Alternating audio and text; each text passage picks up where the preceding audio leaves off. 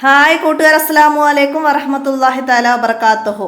4ാം class അഹ്കാമു തജ്വീദ് English medium school മദ്രസയിലെ 4ാം ക്ലാസ്സിലെ അഹ്കാമു തജ്വീദിലെ അദ്ദറസു സാലിസ് 3ാമത്തെ പാഠവുമായിട്ടാണ് ഞാൻ ഇന്ന് വന്നിരിക്കുന്നത്. ഇഖ്ഫാഉ മീമി സാക്കിന. ഇഖ്ഫാഉ മീമി സാക്കിന, സാക്കിനായ മീമ് കൊണ്ട് ഇഖ്ഫാഉ വരുന്നതാണ് നമ്മളിവിടെ മനസ്സിലാക്കുന്നത്. നമ്മൾ കഴിഞ്ഞ പാഠത്ത് പഠിച്ചിരുന്നു സാക്കിനായ മീമിൻ്റെ വിധികൾ. അഹ്കാമും മീമി സാക്കിന. സാക്കിനായ മീമിന് 3 വിധികളാണ്. സാക്കിനായ മീമിന് 3 വിധികളാണ് നമ്മൾ പഠിച്ചു കഴിഞ്ഞ പാഠത്തിൽ. ഇദ്ഗാമ്, ഇഖ്ഫാ, ഇൽഹാർ, ഇങ്ങനെ 3 വിധികളാണ്. മീമിന് ശേഷം മീമ് വന്നാൽ മീമിനെ ഇദ്ഗാം ചെയ്യണം. മീമിന് ശേഷം ബാ വന്നാൽ മീമിനെ ഇഖ്ഫാ ചെയ്യണം. ബാക്കി അക്ഷരങ്ങൾ വന്നാൽ ഇൽഹാർ ചെയ്യണം. അതാണ് നമ്മൾ മനസ്സിലാക്കേണ്ടത്. അപ്പോൾ ഇവിടെ നമുക്കടുത്തത് ഇഖ്ഫായിനെ കുറിച്ചിട്ടാണ്. അപ്പോൾ ഇവിടെ തുടക്കത്തിൽ കുറച്ച് ആയത്തുകൾ തന്നിട്ടുണ്ട്. അപ്പോൾ അതിലൊക്കെ സാക്കിനായ മീമിൻ്റെ ശേഷം ഇഖ്ഫായിൻ്റെ അക്ഷരങ്ങൾ വന്നത് മനസ്സിലാക്കണം. അപ്പോൾ ഇഖ്ഫായിൻ്റെ അക്ഷരം എന്ന് പറഞ്ഞാൽ സാക്കിനായ മീമിന് ശേഷം ബാ വന്നാലാണ്. സാക്കിനായ മീമിന് ശേഷം ബാ വന്നാലാണ് ഇഖ്ഫാ. നമ്മൾ നൂനിൻ്റെയും തൻവീനിൻ്റെയും വിധിയിൽ ഇഖ്ഫായിന് 15 അക്ഷരങ്ങൾ പറഞ്ഞിട്ടുണ്ട്. അപ്പോൾ ഇവിടെ ഇഖ്ഫാ മീമിൻ്റെ ശേഷം ഇഖ്ഫാ ബാ വന്നാലാണ്. അപ്പോൾ അത് മനസ്സിലാക്കുക. ഇക്ലാബാണ് സാക്കിനായ നൂനിൻ്റെയും തൻവീനിൻ്റെയും ശേഷം ബാ വന്നാൽ. അപ്പോൾ ഇവിടെ ഇഖ്ഫാ മനസ്സിലാക്കുക. അപ്പോൾ ഇവിടെ ഉദാഹരണങ്ങൾ നോക്കിയിട്ട് നമുക്ക് ആദ്യം മനസ്സിലാക്കാം. സാക്കിനായ മീമിന് ശേഷം ബാ വന്നത് ഇവിടെ മനസ്സിലാക്കുക. പിന്നെ ഇവിടെയും വരുന്നുണ്ട്, മനസ്സിലാക്കുക.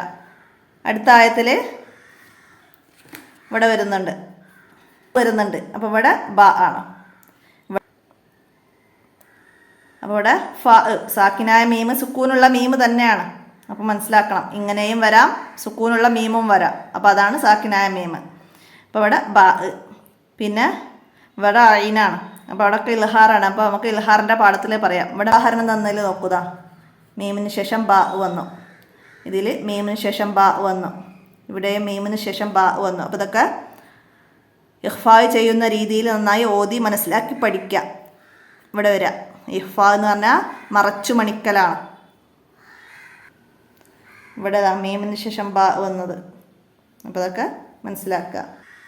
ഇവിടെയും മീമിന് ശേഷം ബാ വന്നു. അപ്പോൾ ഉദാഹരണങ്ങളൊക്കെ എഴുതാൻ പറയുമ്പോൾ ഇതൊക്കെ മനസ്സിലാക്കിയിട്ട് നമുക്ക് എഴുതാൻ കഴിയണം. എന്താ ഇവിടെ പറയുന്നത്? മുകളിൽ കൊടുത്ത ആയത്തുകൾ ശ്രദ്ധിച്ചില്ലേ? സാക്കിനായ മീമിനു ശേഷം ബാ വന്ന സ്ഥലങ്ങളിൽ മീമിനെ ഇഖ്ഫാ ചെയ്താണ് നാം ഓതിയത്. പരിശുദ്ധ ഖുർആനിൽ ഇതുപോലെ സാക്കിനായ മീമിനു ശേഷം ബാ വരുന്ന സ്ഥലങ്ങളിലെല്ലാം ഇഖ്ഫാ ചെയ്തുകൊണ്ടാണ് ഓതേണ്ടത്. സാക്കിനായ മീമിനു ശേഷം ബാ വരുന്ന സ്ഥലങ്ങളിലെല്ലാം ഇഖ്ഫാ ചെയ്തുകൊണ്ടാണ് ഓതേണ്ടത്. അതാണ് നമ്മൾ ഈ പാഠത്തുനിന്ന് മനസ്സിലാക്കേണ്ടത്. ഇനി ദഫ്തർ തോലിബ് നോക്കിയിട്ട് തദ്രിബാത്ത് വേണം. പിന്നെ ഇവിടെ നമുക്ക് ഖിറാഅത്ത് ഓതാനുള്ളത് ഏതാ പറയുന്നത്? സൂറത്തുൽ ലുഖ്മാൻ, പിന്നെ സജദ. അതിൽ അഹ്കാമു മീമി സാക്കിനയുടെ വിധികളൊക്കെ മനസ്സിലാക്കിയിട്ട് ഓതാനാണ്. പിന്നെ നഹ്ഫദുൽ അവയിലെ സൂറത്തുൽ ബഖറ വൽ അദ്കാർ. സൂറത്തുൽ ബഖറയിൽ നിന്ന് നമുക്ക് ഹദ്ദാദിൽ വരുന്ന ഫസ്റ്റത്തെ കുറച്ച് ആയത്തുകളുണ്ട്. അപ്പം അത് മനപ്പാടാക്കാനാണ് ഇവിടെ പറയുന്നത്. അദ്കാറുകളായിട്ട് നമ്മൾ പഠിച്ചത് നമ്മൾ നിസ്കാരത്തിൻ്റെ ശേഷം ചൊല്ലേണ്ട ദിക്റുകൾ, നിസ്കാരത്തിലെ ദുആകൾ, ദിക്റുകൾ, അതൊക്കെയാണ്. അപ്പോൾ അത് തജ്വീദുൽ ഖുർആനിൻ്റെ അവസാനത്തെ ഭാഗത്ത് നിങ്ങൾക്കുണ്ടാവും പഠിക്കാൻ എന്തൊക്കെയാണ് ഹിഫ്ലിന് വേണ്ട കാര്യങ്ങൾ. അപ്പോൾ അത് നോക്കിയിട്ട് ആ ഭാഗത്തുള്ള അദ്കാറുകളും ഒക്കെ നന്നായി പഠിക്കുക. ഇഖ്ഫാഉ മീമി സാക്കിന എന്ന പാഠത്തിൻ്റെ തദ്രിബാത്തിൽ ഈ ഒരു മാച്ച് ചെയ്യാനുള്ളതാണ് ആദ്യം വരുന്നത്. ഇഖ്ഫാഉ മീമി സാക്കിന, സാക്കിനായ മീമ് കൊണ്ട് ഇഖ്ഫാ ആയതിന് ഉദാഹരണം ഇതാ. മീമിന് ശേഷം ബാ വന്ന് ഇഖ്ഫാഉ മീമി സാക്കിന. അപ്പം അതിൻ്റെ ബി നമുക്ക് അവിടെ എഴുതി കൊടുക്കാം. അടുത്ത ഇഖ്ഫാഉ നൂനി സാക്കിന, സാക്കിനായ നൂന് കൊണ്ട് ഇഖ്ഫാ ആയത്. അപ്പം ഇഖ്ഫായിൻ്റെ അക്ഷരങ്ങൾ 15.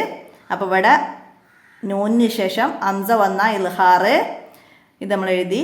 നൂനിന് ശേഷം മീമ് വന്നാൽ ഇദ്ഗാം, നൂനിന് ശേഷം സ്വാദ് വന്നാൽ ഇഖ്ഫാ. അപ്പോൾ ഇതിൻ്റെ ഡി ആണ് നമുക്കവിടെ എഴുതേണ്ടത്. അടുത്ത ഇൽഹാറുൻ നൂന് സാക്കിന. ഇൽഹാർ സാക്കിനായ നൂന് കൊണ്ട് ഇൽഹാറായത് ഇവിടെ നമ്മൾ പറഞ്ഞു. മൻ ആമന എന്നത് നൂനിന് ശേഷം ഹംസ വന്നു. അപ്പോൾ അതിൻ്റെ നമുക്കവിടെ എഴുതി കൊടുക്കാം. അടുത്ത ഇദാമുൻ നൂന് സാക്കിന. സാക്കിനായ നൂന് കൊണ്ട് ഇദാം. അപ്പോൾ ഇവിടെ നൂനിന് ശേഷം മീമ് വന്നു. ഇദാം ബിയുന്നയുടെ അക്ഷരമായ മീമ് വാവ് യാ നൂന്. അപ്പോൾ ഇവിടെ മീമാണ് വന്നത്. അപ്പോൾ അതിൻ്റെ സി നമുക്കവിടെ എഴുതി കൊടുക്കാം. പിന്നെ ഇവിടെ നുജിബ് ചോദ്യത്തിന് ഉത്തരം എഴുതാനാണ്. സാക്കിനായ നൂനിനെ ഇഖ്ഫാ ചെയ്യണം എപ്പോൾ? എപ്പോഴാണ് സാക്കിനായ മീമിനെ ഇഖ്ഫാ ചെയ്യേണ്ടത്? അപ്പോൾ അത് എഴുതാം. സാക്കിനായ മീമിന് ശേഷം ബാ വന്ന സ്ഥലങ്ങളിൽ മീമിനെ ഇഖ്ഫാ ചെയ്യണം. മനസ്സിലാക്കുക. സാക്കിനായ മീമിന് ശേഷം ബാ വന്ന സ്ഥലങ്ങളിൽ മീമിനെ ഇഖ്ഫാ ചെയ്ത് ഓതണം. അങ്ങനെ എഴുതി അവിടെ ആൻസർ എഴുതി കൊടുക്കുക. അപ്പോൾ ഇത്രയാണ് മൂന്നാമത്തെ പാഠത്തിൽ നിങ്ങൾക്ക് മനസ്സിലാക്കാനുള്ളത്. മീമിന് ശേഷം ബാ വന്നാൽ ഇഖ്ഫാ. അപ്പോൾ അവിടെ അത് മാത്രം മനസ്സിലാക്കുക. പിന്നെ ഉദാഹരണങ്ങൾ വരുമ്പോൾ മീമിന് ശേഷം ബാ വരുന്നത് നന്നായി മനസ്സിലാക്കുക. അതാണ് ഇതിൽ നിന്ന് പഠിച്ച് മനസ്സിലാക്കേണ്ടത്.